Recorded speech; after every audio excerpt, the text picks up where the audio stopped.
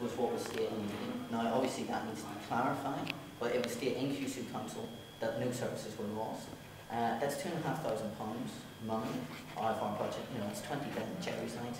It's a substantial amount of money, and I think more than it's in our interest to look at that and say 2,500. Do we get our money's worth? At the end of the day, the answer is I don't think so, because you get no more from us being affiliated than not being affiliated.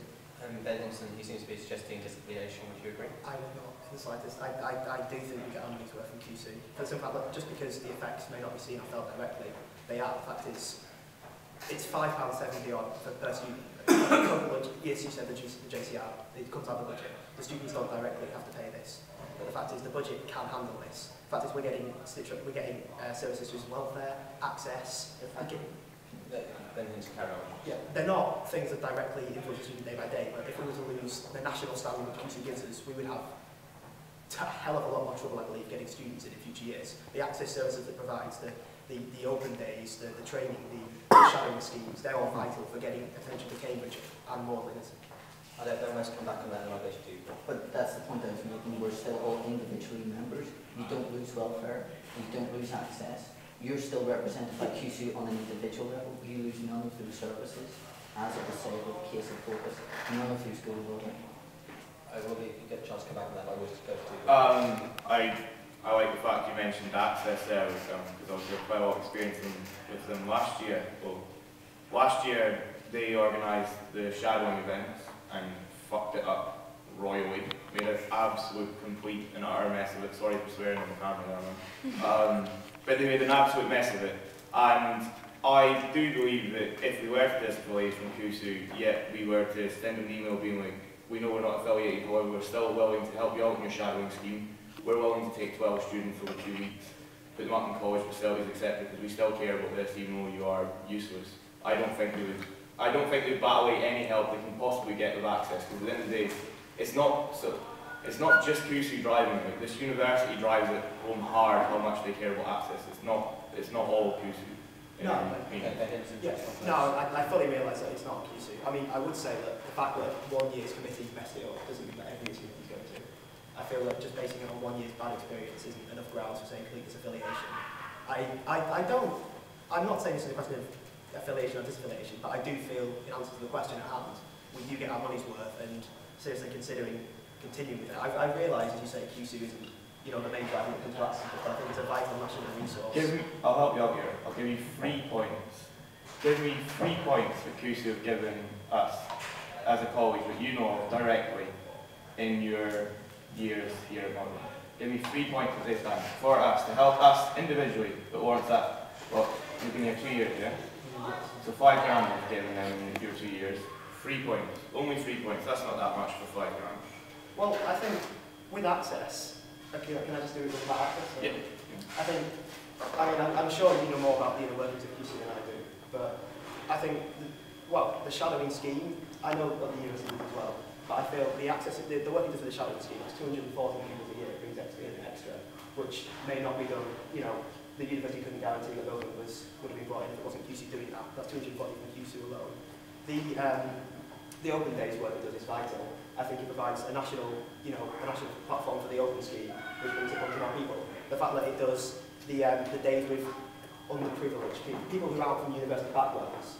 Again, I feel that it's not directly, leading things, but it's providing a more national perspective for things like open days for shadowing, that's 2, and for the open day shadowing, and for the access in terms of bringing notification of Cambridge to students who aren't from the university. But why are Cambridge students paying for that? I'll move on a bit. I think that discussion there. I think going back to disaffiliation from CUSU. For our argument, we'll be talking no CUSU cards which provide discounts to students. We're talking no online balloting available which CUSU provides. We're talking no training to JCR officers. Can we lose these? Is it worth it? First of all, CUSU cards, we went through this, we could buy it with the amount of money, we could buy every individual CUSU card. Plus, you're still an individual member, and I think if we push them on, you can say, I'm still an individual member of CUSU, where's my CUSU card? I think we can get that off them. Second of all, online balloting, yes, that's a slight issue, the online election, but an online election system is not worth £2.5 a year. And then the presidential training, again, you went on the training with Deloitte, I think. McKinsey, sorry. And again, I don't see a training day with McKinsey and having an online election compared to a paper ballot. It's not worth £2,500. And again, to wrap up on that NUS, but we'll still be able to get the cards. We could pay for them if it was necessary, but I think you can say I'm an individual member. Why is £2,500 not? Why is the online voting system not worth £2,500 when the JCR is putting aside, £3 grand or whatever it is for an online ballot system?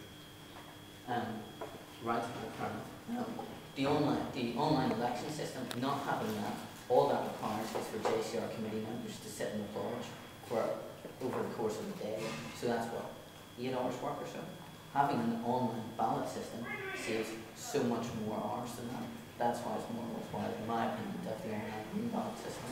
And the online election system, while useful, is not nearly as helpful as the online balloting system. But the slight caveat to that, I'm sorry to chicken out slightly, but I haven't seen the exact software for the green ballot, so I can't give you a definitive answer on that. I don't know in detail what they're going to do roughly, but not in the detail. I would say Douglas quite good to Ben on justification of the online systems and value.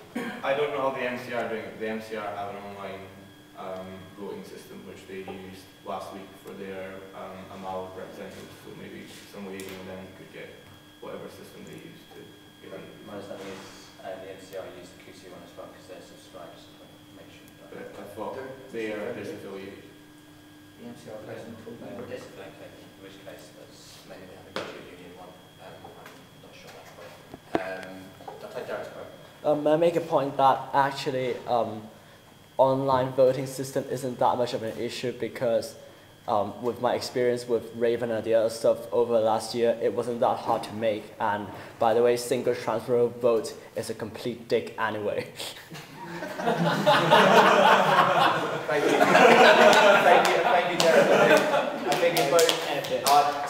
Is this on CUSU?